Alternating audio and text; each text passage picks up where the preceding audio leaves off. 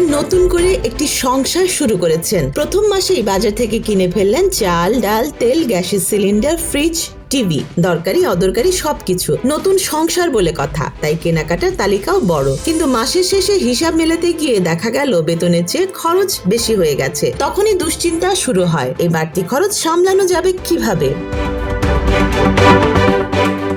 বাংলাদেশের অর্থনীতি যেন এখন ঠিক এমন এক পরিস্থিতির সামনে দাঁড়িয়ে আছে। নতুন সরকার ক্ষমতায় এসেছে খুব অল্প সময় আগে। এরই মধ্যে জ্বালানি, খাদ্য, অবকাঠামো এবং প্রতিরক্ষা খাতে বড় বড় কেনাকাটার সিদ্ধান্ত নেওয়া হয়েছে। সরকারের যুক্তি স্পষ্ট, দেশের জ্বালানি নিরাপত্তা নিশ্চিত করতে হবে, খাদ্য সরবরাহ ঠিক রাখতে হবে, কৃষি ও শিল্প উৎপাদন সচল রাখতে হবে। কিন্তু অর্থনীতির হিসাব একটু গভীরভাবে দেখলে প্রশ্ন উঠছে, এই বিপুল ব্যয়ের অর্থ আসবে কোথা থেকে?